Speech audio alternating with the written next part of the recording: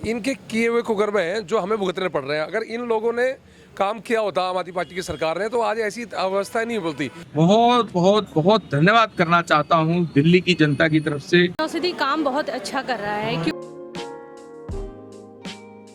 नमस्कार, जेएनएन न्यूज देख रहे हैं आप। मैं राजेश्वर चौहान और हम हैं इस वक्त पटपड़गंज विधानसभा के एमएलए रविंद्र नेगी जी के दफ्तर पर। जी हाँ, कार्यालय पर हैं। यहाँ पर आज स्वास्थ्य से जुड़ा हुआ एक चिकित्सा का शिविर रखा है और इसी बारे में बात करेंगे और भी कुछ बात करेंगे, उनसे जानेंगे पूरा हाल क्या है।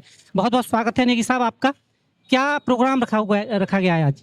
बस लोग स्वस्थ रहे, यही चिंता हमारी है। पटपड़गंज विधानसभा के अंतर्गत एक मेगा हेल्थ चेकअप कैंप लगा है, जहाँ पे एक हॉल के नीचे तमाम डॉक्टर बैठे हैं, चाहे वो ऑर्थोपेडिक हो, डेंटिस्ट हो, आईएस आंखों के हों, फिजिशियन हो, स्किन के हों, और बहुत सारे करीबन 20 डॉक्टरों का पैनल आज हमने यहाँ पटपड़गंज की जनता के लिए, यहाँ सुविधा के लिए हमने यहाँ लगाया हुआ है। और दवाइयाँ भी साथ में फ्री हैं जिनको जरूरत है दवाइयों की। प्रधानमंत्री जन औषधि केंद्र हमारे करण जी हैं, जो करण जी इस कैंप का जिन्होंने आयोजन करा है, जन औषधि केंद्र द्वारा इन्होंने करा हुआ है। इनके माध्यम से दवाई भी दी जा रही है और सबको, खासकर जैसे बरसात का टाइम है, इस वक्त बीमारियां ज्यादा होती हैं, पानी रुक जाता है, इन्फेक्शन है, कई चीजें हैं, उसके लिए फिजिशियन डॉक्टर बैठे हुए हैं।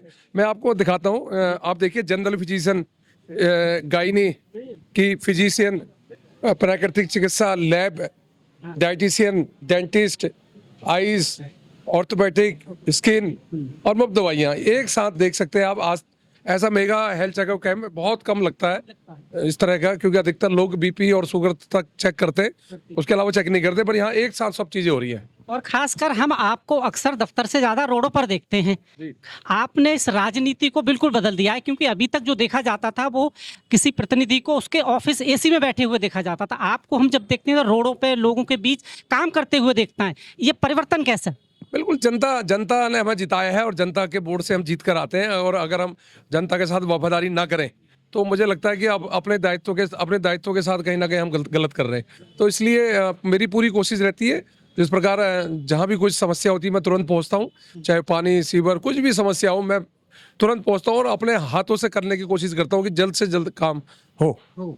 एक और प्रॉब्लम है, आपके ठीक पीछे जहाँ पानी भरता है, हमेशा जब भी हम देखते हैं आपके वीडियो से पहले जैसे ही बारिश आती है, आम आदमी पार्टी की कुछ टीम वहां पर किश्तियां लेके पहुंच जाते हैं और वो लोगों को एक अलग चीज दिखाते हैं। इस पर क्या कहना है? पर आपको हम हमेशा देखते हैं उसके बाद, और आपका ये भाषण भी सुना कि ये देखना चाहिए कि पानी कितनी देर में निकल रहा है, ये मत देखो कि भरेगा तो सही। इसका परमानेंट कोई इलाज है अभी तक? ये इनके किए हुए कुकर्म हैं जो हमें भुगतने पड़ रहे हैं। अगर इन लोगों ने काम किया होता आम आदमी पार्टी की सरकार ने, तो आज ऐसी अवस्था नहीं बोलती। दिल्ली में जहां भी जल भराव हो रहा है, कहीं ना कहीं पुरानी सरकार का फेलियर है। आज जल भराव हो रहा है तो सरकार का फेलियर, पर 4 महीने में हम लोगों ने ऐतिहासिक काम करे। इस रोड में जहाँ पे 3-3 दिन तक पानी इकट्ठा रहता था, आज नाले सारे क्लियर है। पीडब्ल्यूडी के 4 पंप हाउस लगाए हैं, 2 पीडब्ल्यूडी के, 2 एनएचएआई के, और तुरंत आधे घंटे के अंतर्गत पानी बिल्कुल क्लियर हो जाता है। पर इन लोगों की मानसिकता है, झूठ बोलना इनका काम है, आरोप लगाते हैं, आरोप प्रत्यारोप लगा के भाग जाते हैं। आरोप की बात की, एक और आरोप आप पे लग रहा है कि अपोजिशन वाले की नेगी साहब तो अब पत्रकार भी बन गए हैं। ये अपोजिशन का आरोप है कि वो हमेशा देखते हैं कि वो मीडिया से पहले मीडिया की खबरें पहुंचा देते हैं। नहीं, बिल्कुल उसमें अच्छी बात है, ये तो अच्छी सोच है। हमारे प्रधानमंत्री जी भी कहते हैं कि आपको सोशल मीडिया में एक्टिव रहना चाहिए, जो आप करते हैं आपको दिखाना चाहिए। अगर आपने नहीं दिखाया तो आजकल सोशल मीडिया का जमाना है, अगर आप कहीं भी गड्ढा भी कर रहे हैं, उद्घाटन कर रहे हैं, तो आप दिखाइए ना। कम से कम आपके आसपास का कोई नेता तो जागेगा उसको देखकर। वो नेता घर से तो निकलेगा। जैसे नेताओं के ऊपर अधिकतर लोग कहते हैं कि नेता जीतते हैं 5 साल नजर नहीं आते, तो कम से कम हमारे एक ऐतिहासिक कदम से 10 नेताओं को इसकी सीख तो मिलती है। वो लोग निकलते तो हैं इस क्षेत्र में।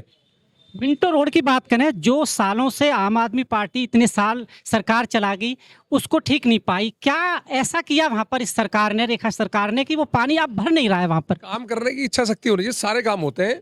ये गाजीपुर का नाला है, ये नाला पहले ओवरफ्लो रोड में जाता था, पर आज गाजीपुर का नाला आप क्लियर देखेंगे। सरकार चेंज हो गई, नाला वही है, बस सरकार चेंज हुई है, अधिकारी वही है, सिर्फ नेता चेंज हुए हैं। आप देखिए पानी नहीं भरता। इसी प्रकार मिंटो ब्रिज में जो बड़े बड़े पंप थे जो इनकी सरकारों के टाइम पे बंद पड़े थे, उन पंप को हमने खोला, उनकी रिपेयरिंग करी और पानी अपना निकासी जा रहा है नालों से।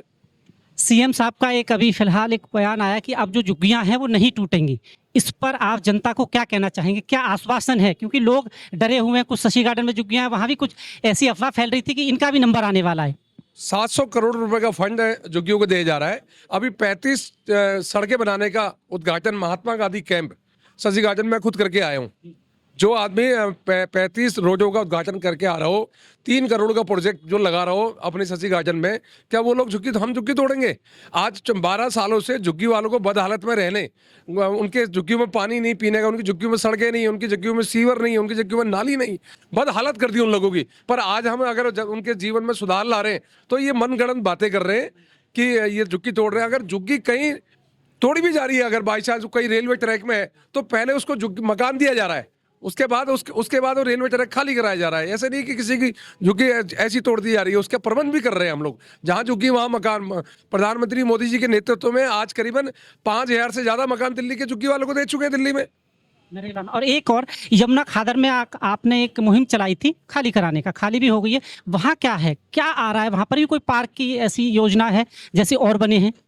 वहाँ सरकार का कोई प्रोजेक्ट है, डीडीए की लैंड है, तो मुझे लग रहा है कोई सौंदर्यीकरण करेंगे और कुछ ना कुछ यमुना का किनारा है, कुछ ना कुछ उसको खूबसूरत एक और जो जमीन से जुड़ा हुआ क्वेश्चन है, हमेशा मैं देखता हूँ जो सफाई होती है सीवर की या नाले की, वो जो कचरा निकलता है वहीं रख दिया जाता है। इसका आगे चल के कोई ऐसा प्रबंध है कि साथ के साथ उठाने का? क्योंकि कई बार 2 दिन 4 दिन सूखने का वेट करते हैं, इतने में बारिश आ जाती है और वो बह जाता है। वैसे तो आजकल तो अधिकतर जैसे सफाई करते हैं तो ट्रैक्टर साथ रखते हैं, नालों जेसीबी से साफ करके ट्रैक्टर से निकाला और ट्रैक्टर में डाल दिया, ये स्कीम आजकल चल रहा है।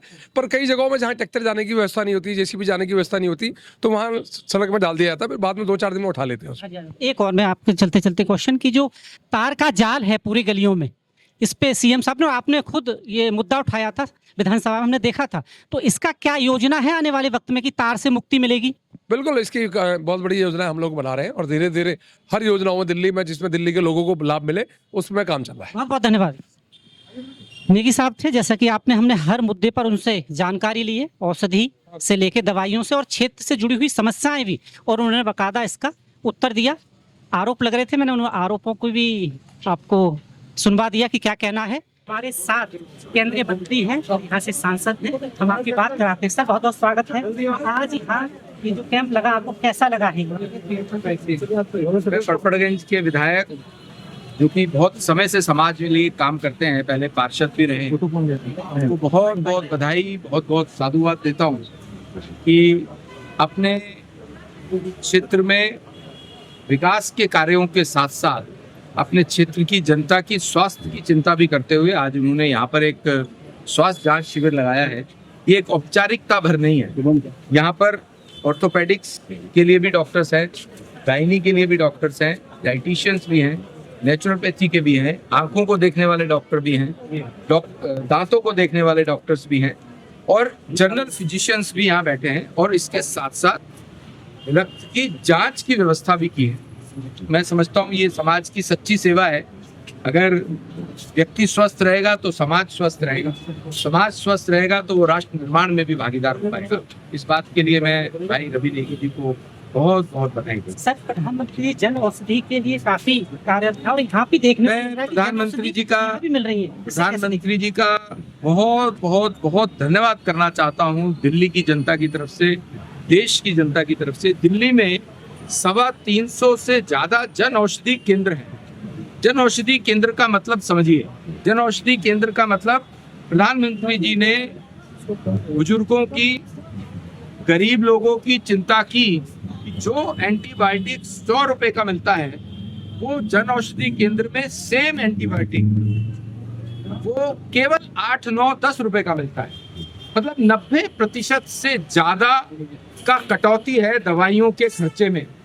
तो गरीब लोग जो महंगी दवाइयाँ या दवाइयाँ भी अफोर्ड नहीं कर पाते हैं, उनके जो बजट है उसको सुधारने का काम किया है। और वो सभी दवाइयाँ मैं स्वयं, मुझे कोई दवाई लेनी होती है तो मैं जन औषधि केंद्र से लेता हूँ। वो बिल्कुल उत्तम क्वालिटी की दवाइयाँ हैं। प्रधानमंत्री जी ने जन औषधि केंद्र प्रारंभ करके पूरे देश भर में पूरे देश की जनता की स्वास्थ्य और उनकी अर्थव्यवस्था की चिंता की। बहुत बहुत धन्यवाद सर। कैंप लगा है जैसे मैंने बताया, और हमारे साथ डॉक्टर हैं। हम उनसे पूछते हैं कि इस वक्त आखिर किस तरह के पेशेंट हैं इस मौसम में जो ज़्यादा आते हैं। बहुत बहुत स्वागत है मैम आपका। डॉक्टर साहब ये बताइए, इस वक्त किस तरह के पेशेंट ज़्यादा आते हैं इस मौसम में, जो आप जिन्हें डील कर रही हैं, क्या बीमारियाँ होती हैं? यहाँ पर आर्थराइटिस के पेशेंट ज़्यादा हैं, आई से रिलेटेड सबसे ज़्यादा पेशेंट आ रहे हैं, और जो जनरल प्रॉब्लम हो रही है बैक, ज़्यादातर ना पेशेंट को पेन की इस टाइम बहुत ज़्यादा प्रॉब्लम है, क्योंकि वात बहुत ज़्यादा बढ़ता है, इसलिए सबसे ज़्यादा पेशेंट ना फिजियोथेरेपी के हैं इस टाइम यहाँ पर, आई के हैं, और जनरल प्रॉब्लम की जो भी है टीथ के हैं, काफ़ी सारी चीज़ों के, जितने भी यहाँ पे कैंप में जितने भी डॉक्टर्स हैं डेफिनेटली सबके पास पेशेंट आ रहे हैं। तो इस टाइम सबसे ज़्यादा अगर कोई प्रॉब्लम है तो वो आर्थराइटिस के पेशेंट सबसे अधिक हैं। और बात हो रही है जन औषधि की, जन औषधि की जो बात हो रही है, जहाँ पर क्या लगा है, जन औषधि वाकई अच्छा काम कर रही है, लोगों का विश्वास बढ़ रहा है। कहीं ना कहीं लोगों में विश्वास था कि जन औषधि बहुत सस्ती है तो अच्छा काम नहीं करती होगी, ये भ्रम टूट रहा है, अब लोग ले रहे हैं जन औषधि। जन औषधि काम बहुत अच्छा कर रहा है, क्योंकि यहाँ पर इस कैंप में हूँ या जन औषधि में है, क्योंकि बहुत पैसे वाले, हर कोई के पास पैसा नहीं होता, मिडिल क्लास भी होते हैं हमारे। कि डॉक्टर ये धारणा रही है कि जो चीज़ सस्ती होती है वो शायद अच्छी नहीं है। ऐसा बिल्कुल भी नहीं है। जो जन औषधि की जो मेडिसिन है वो बहुत ज़्यादा कार्यरत होती है, और लोगों का ये जो धारणा है कि ये महंगा है या सस्ता है तो कम है, ये गलत सोच है उनकी। ये डेफिनेटली लोगों को लेना चाहिए इस मेडिसिन को, दाम भी कम होते हैं और इफेक्टिव भी बहुत ज़्यादा होते हैं। मिडिल क्लास हो, लोअर क्लास हो या अपर क्लास हो, सबके लिए ये है, केवल ये नहीं है कि गरीबों के लिए बना हुआ है। क्योंकि देखिए, जो जिनके पास पैसे हैं वो तो आप बड़े हॉस्पिटल्स में जा सकते हैं, लेकिन जो कम पैसे हैं, लोअर क्लास के लोग हैं, मजदूरी करते हैं, उनके लिए भी ये बहुत अच्छा है। ये मतलब एक सरकार द्वारा एक अच्छी सुविधा बनाई गई है और लोगों को इसका भरपूर प्रयोग में लेना चाहिए। और हमारे साथ हैं doctor Hemendra Sharma, ice specialist हैं। हम उनसे जानकारी लेते हैं कि इस मौसम में क्या क्या लोगों को दिक्कतें हो रही हैं, इस कैंप में जो पेशेंट आ रहे हैं किस तरह के हैं। डॉक्टर साहब, बहुत बहुत स्वागत है आपका। डॉक्टर साहब, इस वक्त खासकर क्या प्रॉब्लम लोगों को फेस करनी पड़ती है आइज़ में?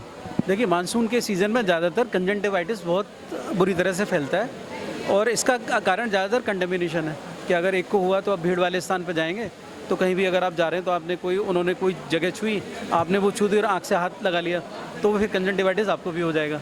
और अगर कंजंक्टिवाइटिस हो जाए तो आप दवाई वालों के पास जाके डायरेक्ट दवाई मत लीजिए, या किसी से नीम हकीम से भी नहीं। कई बार ये देखने को लगा है केमिस्ट से जाके वो कहते हैं ड्रॉप दे दीजिए, और वो पता नहीं होता कि किस चीज़ का है। वो ज़्यादातर क्या करते हैं, आपको स्टेरॉइड उठा के दे देते हैं, तो स्टेरॉइड हमेशा आँख में नुकसानदायक होता है। तो कोशिश ये करें कि किसी योग्य चिकित्सक से, या आपके पास श्यामाई हॉस्पिटल है जो पिछले 11 साल से आपकी सेवा में है, वहाँ के दिखाइए, वहाँ कम से कम में आपका इलाज उपलब्ध है। और इस तरह के कैंप जो आप यहाँ पर हैं, क्या वाकई लोगों के प्रति ये आस्था बढ़ रही है? बात की जन औषधि की, क्या जन औषधि को लेकर लोगों में जागरूकता है? अभी भी हमारे यहाँ ये परसेप्शन है कि जो चीज़ सस्ती होती है उसे कहीं ना कहीं लोग मानते हैं कि ये ठीक नहीं होगी। टूट रहा है ये परसेप्शन लोगों का? नहीं, देखिए, जन औषधि केंद्र के बारे में ऐसी कोई बात नहीं है कि अगर कोई चीज़ सस्ती होती है तो वो ख़राब होती है। कभी कभी महंगी चीज़ भी ख़राब हो सकती है ना। कभी कभी सस्ती चीज़ बहुत अच्छा काम करती है, मगर डिपेंड करता है कि किस डॉक्टर ने कौन सी दवाई प्रिस्क्राइब की है और दवाई लेने का तरीका क्या है, मरीज उसको अच्छे से फॉलो करता है कि नहीं करता है। तो जो भी सरकार प्रोग्राम चलाती है वो सब जनता के वेलफेयर में होते हैं, तो हमें इन सब चीज़ों में भरोसा रखना चाहिए, मगर थोड़ा सा क्वालिटी का बस ध्यान रखना है। सब एक चीज़ और हम पूछेंगे आपसे, कई बार ऐसा होता है लोग गांव देहातों में हों जहां डॉक्टर या उसकी सुविधा ना हो, अगर उनको आइज़ में ये प्रॉब्लम हो जाए तो ये उपचार क्या है कि डॉक्टर तक पहुँचने तक क्या सावधानी बरतें हो? देखिए, खासतौर से गांव में अगर दूर दराज के अगर क्षेत्र में हैं आप, वहाँ चिकित्सा की व्यवस्था नहीं है, तो कभी कभी आँख में जैसे खुजली हो जाए, पानी निकलने लगे, लाल हो जाए, तो आप एक तो पीने के शुद्ध पानी से उसको धो सकते हैं, और बिना किसी भी चिकित्सक की सलाह के कोई भी आप दवाई मत डालिए, क्योंकि कभी कभी कोई दवाइयाँ उल्टा काम भी कर देती हैं। और कोशिश करें कि शीघ्र से शीघ्र किसी भी अच्छे आई के हॉस्पिटल जाके आप आँख का इलाज कराएँ। दूसरा, अगर आपको लगता है बाहर जाते हैं, ज़्यादा धूप में जाते हैं, तो धूप का एक चश्मा पहनिए, सर पे आप एक गमछा रख सकते हैं, जिससे यूवी रेस से और टेम्परेचर से आपका बचाव हो सकता है। दूसरा, आजकल एपिडेमिक ये कंजंक्टिवाइटिस फैला हुआ है, तो कोशिश करें कि ज़्यादातर भीड़ वाले स्थानों पर जाने से बचें, सार्वजनिक परिवहन से भी बचें, अगर जाते हैं तो बार बार अपने हाथ धोते रहें। तो ये सावधानियाँ रखना बहुत ज़रूरी है। बहुत बहुत धन्यवाद डॉक्टर साहब आपका।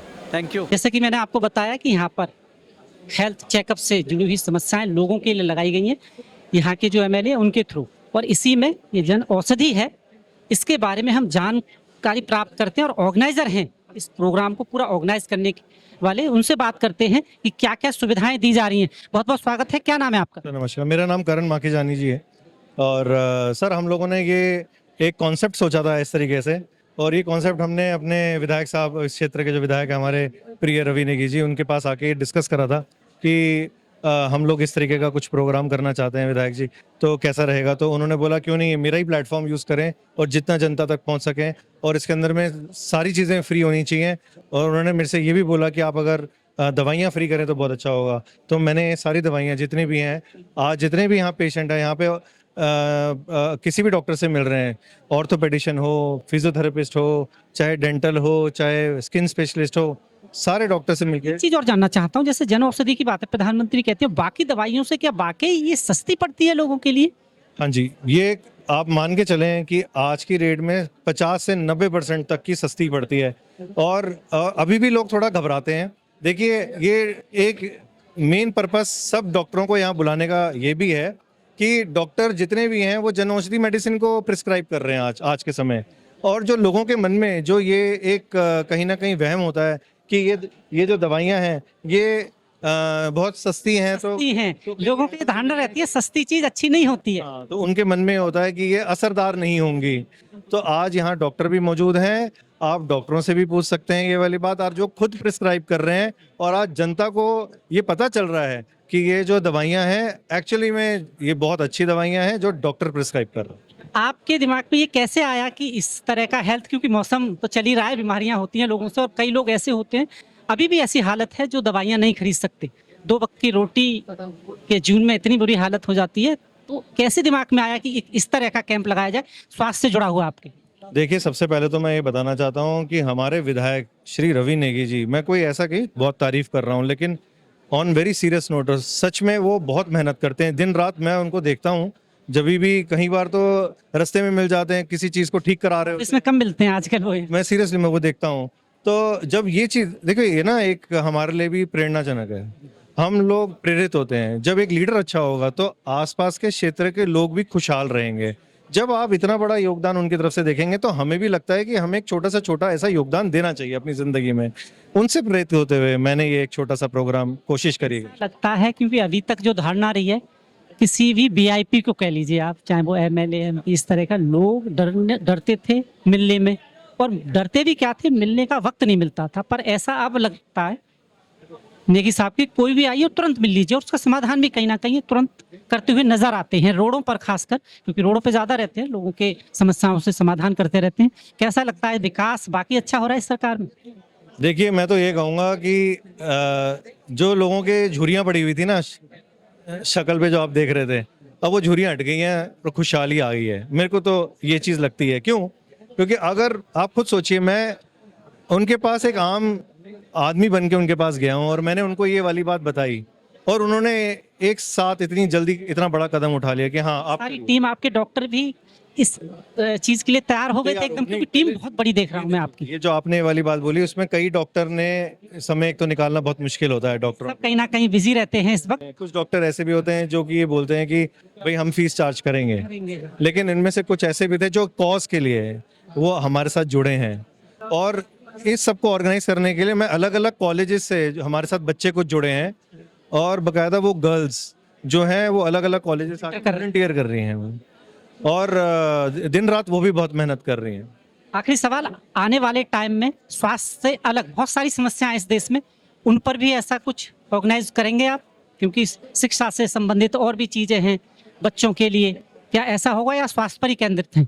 देखिए, आज मैं बताना चाहूँगा इसके अंदर में, एक तो आज हमारे साथ एनजीओ जुड़ा है जो कि देह दान समिति पे है, क्योंकि ऑर्गन डोनेशन, आज एक सबसे अच्छी बात ये, आज के दिन नेशनल ऑर्गन डोनेशन डे है, तो आज के दिन ही हमारा ये लिखा हुआ था कि आज हम ये ऑर्गेनाइज करें। मैं आपको साथ साथ एक बात बता दूं, आपने याद दिला दिया, राजधानी नंबर 1 में है मृत्यु के बाद डोनेट में, अंग डोनेट में नंबर 1 है, और ये आज हेडलाइन भी है अखबार की। तो इसके होते हुए चलते हुए हमारे साथ में डोनर सर्कल करके एप्लीकेशन है जो कि अभी न्यूली लॉन्च हुई है, वो लोग भी हमारे साथ जुड़े हैं। मैक्स जो कि हेल्थ केयर है, वो भी हमारे साथ जुड़ी है। तो ऐसे देखिए, जब आप एक मुहिम में चलते हैं तो हेल्थ केयर के लोग साथ साथ ऐसे जुड़ जाते हैं, तो बहुत से डॉक्टर्स, बहुत से सभी लोग हेल्थ के पॉइंट ऑफ व्यू से हमारे साथ जुड़े हैं। बहुत बहुत धन्यवाद आपका। बहुत बहुत धन्यवाद। और ये देख रहे हैं जन औषधि है, दवाइयाँ देख रहे हैं। हम बात करते हैं कि खासकर इस मौसम में कौन सी दवाइयाँ हैं जो लोगों को डॉक्टर ज़्यादा लिख रहे हैं, कौन सी दवाई है जो डॉक्टर लिखते हैं ज़्यादा, क्योंकि अभी बीमारियों का समय चल रहा है, बरसात है, मानसून है, देखिए सर, मैं जन औषधि के बारे में तो ये लोगों को जन औषधि के ऊपर बहुत भरोसा है, बहुत अच्छी दवाई है। डॉक्टर जो भी प्रिस्क्राइब करते हैं, जैसे आजकल सर्दी कोल्ड वगैरह फीवर वगैरह चल रहा है, तो उस हिसाब से अपना लिखते हैं पैरासीटामोल डोलो वगैरह जो भी, वो सेम हमारे पास मिल जाती है और बिल्कुल जेन्युइन। नहीं 1% का भी फ़र्क नहीं है, बस कभी लोगों के माइंड में 1% ये आ जाता है कि थोड़ा सा ये होगा कि डॉक्टर ने कभी 1-8% डॉक्टर भी होते हैं मना कर देते हैं, तो ऐसा होता है, कुछ लोग ऐसा बोलते हैं। ऐसा भी लगता है लोगों को कि ये सस्ती है तो कारगर नहीं होगी, क्योंकि ये थॉट लोगों के दिमाग में बहुत है। लोग समझते हैं यहाँ की जो महंगी है तो बहुत अच्छी चीज़ होगी। नहीं सर, जो एक्चुअल रेट होता है वो यही होना चाहिए। और मार्केट में तो लोगों देखो जी, मतलब लूट मची हुई है वैसे तो, लेकिन जब से जन औषधि खुला है लोगों को इस पे भरोसा है और लोग हमारे यहाँ बिल्कुल ही खुश होकर मेडिसिन ले जा रहे हैं और बहुत ही खुशी का माहौल है और बहुत ही जेन्युइन दवाई है। मुझे खाना होता है, मैं ये खाता हूँ। मैं अभी भी, अगर आपको ऐसा कुछ है तो मैं अभी भी आपको खा के दिखा दूंगा, इसमें कोई डाउट नहीं है। क्या कहना चाहेंगे आज के दिन? अच्छा कैंप है, बहुत अच्छा कैंप है। और यहाँ जो लगाया है फ्री ऑफ कोर्स, तो कहीं ना कहीं लोगों को बहुत राहत है। क्या कहना चाहते हैं? जी बहुत अच्छा है और लोगों का बहुत अच्छा सपोर्ट मिल रहा है। आ रहे हैं लोग, हमारे पास जो भी प्राइमरी मेडिसिन है वो हम फिलहाल फ्री में अवेलेबल करवा रहे हैं। जो नहीं हो पा रही वो हम अपने शॉप का एड्रेस दे दे रहे हैं, वहाँ पे इनको 90% तक डिस्काउंट में या ऑफ में मार्केट रेट से वहाँ पे मेडिसिन मिल जाएंगी।